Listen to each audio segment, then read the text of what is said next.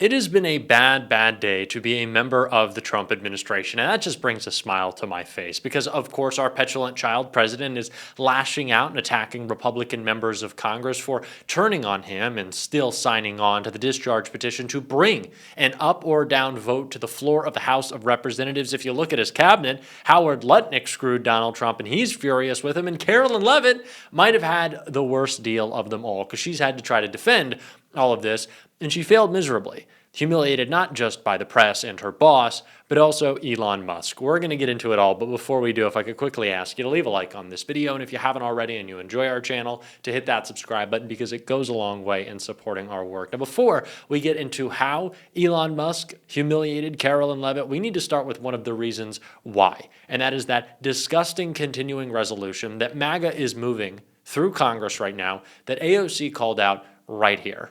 It is great. It is great that Democrats have a line of people who are willing to fight for working class Americans from coast to coast in this country, because God forbid that we have a member of the Republican caucus who stands up and actually wants to extend the Affordable Care Act so that people with cancer, insulin, and issues across all sorts of healthcare issues across this country have their health insurance protected and extended throughout 2026. It is unconscionable that what we are debating right now is legislation that will give 8 members of the United States Senate over $1 million apiece. And we are robbing people of their food assistance and of their health care to pay for it. How is this even on the floor? How can we, as members of Congress, Republican or Democrat, vote to enrich ourselves by stealing from the American people? That is what this legislation does. In fact, Senator Graham just went before the press earlier today saying he was going to seek well over $1 million from the American people from this. We cannot support it, and we cannot stand for it. Thank you. Carolyn Leavitt is going to spend a lot of time in the future trying to disprove or debunk or really distract from what AOC just said, but she can't, because Alexandria Ocasio-Cortez is right. This is an immoral, disgusting transfer of wealth that is a big middle finger to working people in this country. And this administration doesn't care. In fact, they kind of take some pleasure in the fact of how many people are going to be hurt by Donald Trump's agenda. Do you think they're throwing those lavish parties at Mar-a-Lago with their seafood towers and women in martini glasses because they give a shit? No, they like it. They like making a differentiation between themselves and the rest of us. They really do, and they think it's actually funny, clearly, that they have no shame, that they are deeply evil people who will lie about anything and everything. And of course, that's what Leavitt got caught in. That's how Elon humiliated her. But before we get into that reason to deal with affordability, it also starts with a lie that Leavitt told about Donald Trump's health. You recently said you'd check with President Trump about one, he needs to get an MRI on his recent trip to Walter Reed. Do you have any more detail on that? I do, and I'm glad you asked. As stated in the memo provided on October 10th, President Trump received advanced imaging at Walter Reed Medical Center as part of his routine physical examination. The full results were reviewed by attending radiologists and consultants, and all agreed that President Trump remains in exceptional physical health, which I know all of you will see with your own eyes later this evening when he opens up his dinner to the press, and perhaps you will see him when he signs the bill to reopen the federal government. So stay tuned on plans for that. Thank you, everyone. She really just can't tell the truth, can she? And it's kind of been funny throughout this whole Epstein saga, even though there's nothing funny about it, that the lies and just like the blatant narratives, false narratives pushed out of this administration have actually made it worse for them. Lauren Boebert today reportedly dug in her heels even more on keeping her name on that discharge petition as Donald Trump woke her up this morning with a call begging her to abandon the cause. And that made Lauren Boebert say, I don't know, this seems like a conspiracy. The all-out full court press, all-out blitz that we've seen from this administration to try to stop the Epstein files from going public, one, reveals how terrified they are. Two, shows that Trump is clearly implicated, and 3, has brought more attention to it. They are bad liars. And Carolyn Leavitt is a terrible liar, and her lie just got caught. Carolyn Leavitt hit with brutal Twitter community note for misleading claim on food prices. White House Press Secretary Carolyn Leavitt received a fact check in the form of a community note on Elon Musk's social media site, Twitter, after she made misleading claims about a DoorDash report on food prices.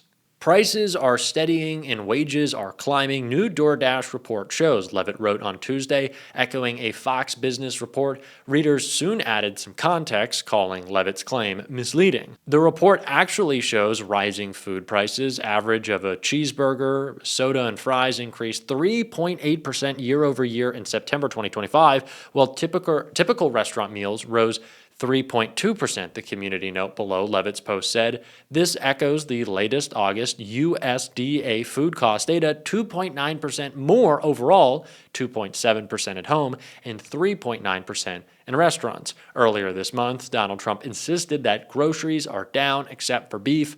The president's claim about grocery stores and grocery prices don't align with the government's own data, though. Michigan State University professor David Ortega told CNN the reality is that prices for many everyday grocery items have increased in recent months, and tariff-related cost increases are now feeding through to consumers. Carolyn Leavitt humiliated by an Elon Musk feature on Elon Musk's platform about her lies. And it's pretty easy to point out. It's also funny that this administration is like citing DoorDash data, like you don't have the government data. You do actually, they do have the government data. The problem with the government data is that it did used to tell the truth about rising costs in America, and they chose to ignore that and fire those in charge of reporting facts, because that's ultimately what Donald Trump's administration has been wholly about. And I think it's really important in the context of Epstein to kind of bring this full circle. It's something that Congressman Ro Khanna has now termed the Epstein class, not just for their abuse of power. They've been able to operate these wealthy and well-connected individuals outside of our legal system, been able to do whatever they want. But these are also people who want to deny reality. Right? That's part of what the Epstein class is. People who will look at you and say, do not believe your lying eyes. That's what Donald Trump has told us throughout this entire scandal. And largely, that is what most of this second presidency has been about. Breaking our perception fully of government. Telling you that it does not work for you. It does not work at all. But that's always been the line from conservatives. I hate government, so elect me to government, to be a part of government, to more often than not, under Republican presidents, expand the powers of government. What do you think these ridiculous tariffs are? Is that more or less government that is hurting you? But Donald Trump wants you to believe that the government exists to give subsidies to Walmart, to Tesla, to SpaceX, to Bezos, and then to protect his pedophile buddies. To make sure that when Ghislaine Maxwell gets caught, she gets convicted, when she's put in prison, if she makes a call to her buddy Donald, or actually it was vice versa, she can go to the nice, cushy prison on our dime. That is what Donald Trump wants you to think government is about. He wants you to think it only works for the people in reach of it. And who are those people? Those are people in reach of billions of dollars. When Russ Vought said, and I always use this quote, and everyone who watches this show knows, that he wanted federal workers to feel traumatized, he kind of meant all of us. Traumatized into believing that we have no agency, that there is not a better politics.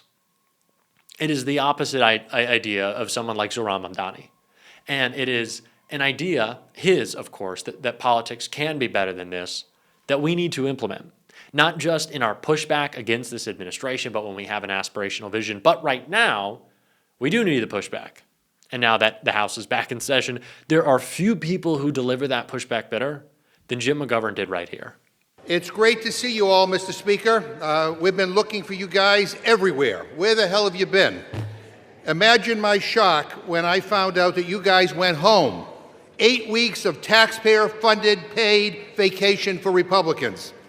And why did Republicans do it? They did it because Democrats had the audacity to ask them to try to lower people's health care costs. And while they sat on their couch for 8 weeks, we were working. We listened to people who told us their health insurance premiums are doubling and tripling. We heard from people who don't understand why you guys moved at the speed of light to give tax breaks to billionaires, but you won't lift a damn finger to extend the tax credits that help ensure people's health insurance premiums don't skyrocket. This CR, this dirty CR, which does nothing to solve the healthcare crisis, is one of the most immoral, unethical, evil things that I have ever seen happen in all my time in Congress. But it's just part of a larger pattern of indifference from Republicans that we have seen time after time after time. When the billionaire class needed another tax cut, when they wanted to funnel money to the people who write their campaign checks, boy, did Republicans deliver. They rammed through their awful, big, ugly bill in a nanosecond. What the hell is wrong with them? While regular people are struggling to pay bills, Donald Trump's net worth has gone up by $3 billion since he became president. People's health insurance premiums are doubling and tripling, but Republicans say there is no affordability crisis, even as their tariffs are costing people an extra $1,200 per year. Regular people can't afford the rent, and Republicans are letting Trump gild his bathroom and build a ballroom to host the rich and powerful elites who own the GOP. These guys are bailing out Argentina. Argentina! They're giving $40 billion to an entirely different country rather than helping the 42 million Americans who can't afford to put food on the table. And here's the clincher, Mr. Speaker. Buried in this CR is a corrupt kickback for 8 Republican senators, a $1 million payday funded by taxpayers, taken straight from the Treasury and deposited directly into their pockets. What the hell is wrong with this place? They promised to put America first. The only thing you guys put first is yourselves. Yourselves and the rich and powerful people who pull your strings behind the scenes. These people don't care. They don't have to call the insurance company because their claim was denied. They don't buy their own groceries. If you have a private jet, an offshore bank account, and an invite to Mar-a-Lago, go ahead and support your Republican representative.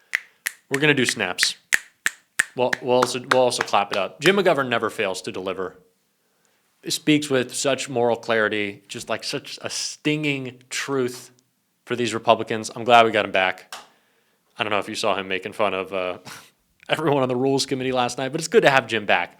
We're going to be playing a lot of him on this show. If you want to support that, as always, you can hit that subscribe button, leave a like on this video. If you stuck around to the end, drop a blue heart in the comments. Keep on fighting, y'all. Don't let them silence you. And until next time, I'll see you soon.